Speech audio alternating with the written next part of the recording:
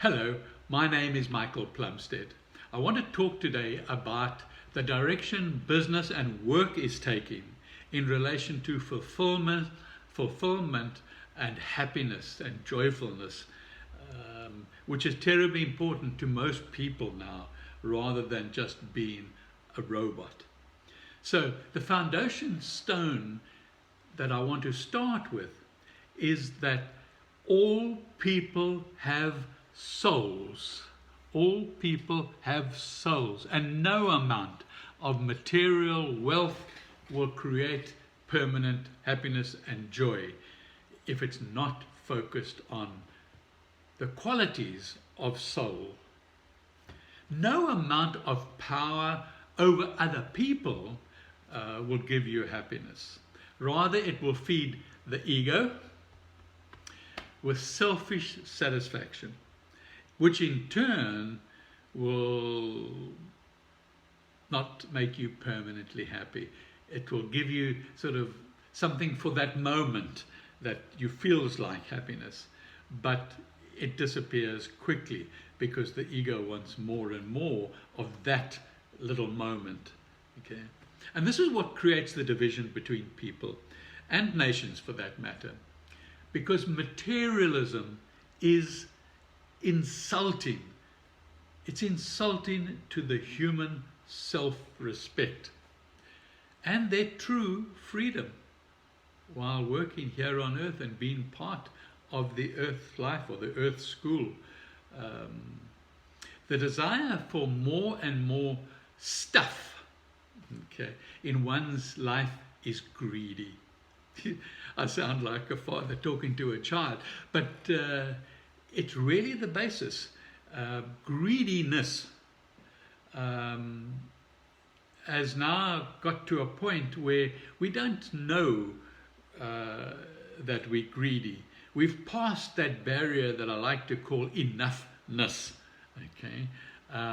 And we now, coming into greediness in order to get more and more, and bigger motorcars and bigger holidays and bigger houses and bigger boasting to neighbors and whatever else forms that moment of pride. And that pride is ego big time. You say, so what, okay? It's because so what is that you are not finding permanent fulfillment and happiness at all. To find that, you've got to be looking at your soul. Let's stay with business. For business criteria, we want more than just economics for the future. We need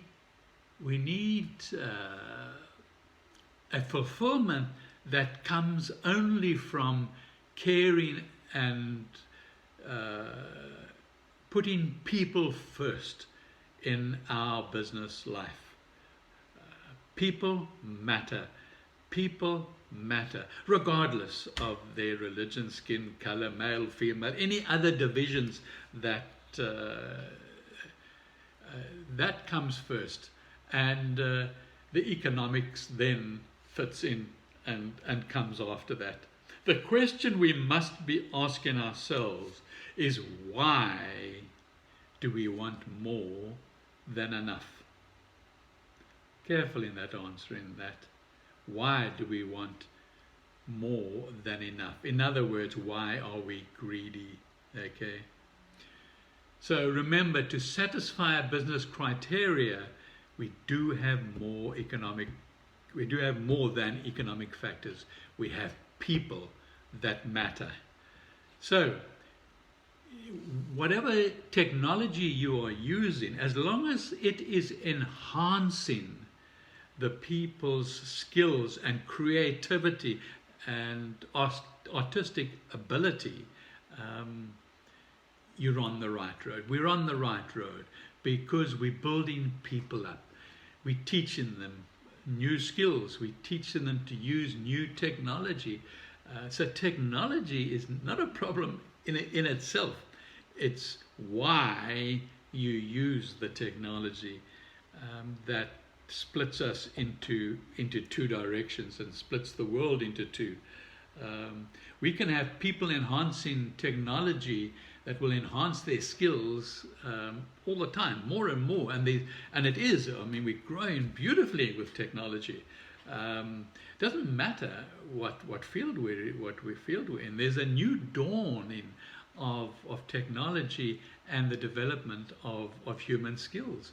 So we have to, in order to keep that priority of people matter in our business, which I think is going to be very difficult for all of us, because we've had hundreds of years of is that people don't matter, okay?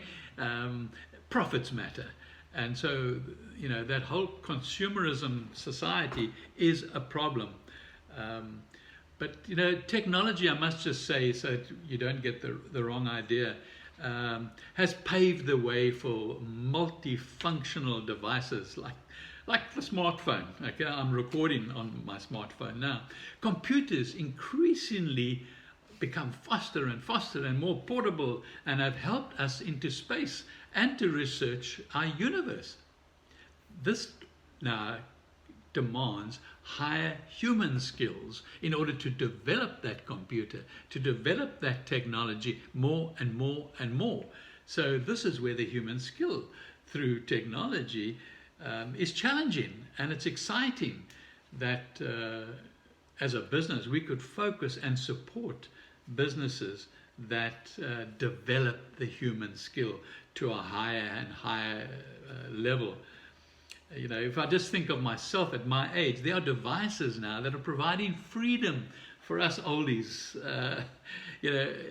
and helping us live longer and easier, and things we can't do or couldn't have done historically as an old person would have. We now find that we can because of technology. Then we need that vastly different education, starting at preschool and right through. And I really will talk about that another time, because education has to change, okay? Because at the moment, education is based towards the ego, towards bigger and better jobs and money and so on. And so we just grow up like that. It's what we taught, okay? And that if you come top of the class, you're first, you're great, you're more important than the next person. But that's not the future that we want in order to create happiness. The current technology and the education has enslaved people through financial entrepreneurs wanting more and more profits for more greedy reasons. Technology has taken over our leisure time. I guess that's also another subject that we can talk about, but not now, because by and large, our present problem is one of attitude. Attitude. Do we do for our own benefit or for the benefit of other people in our country and society? We need to ask ourselves why we do something. Why are we starting a new business? Who will benefit if I grow my business to a new profit level? Do I have employees or do I have partners? Maybe the partners is synonymous to employees. Maybe, okay? That way you share, okay? And you share equally amongst your partners. If everybody unselfishly benefits from our endeavors, we will feel the joyfulness of spiritual life. Thanks for listening.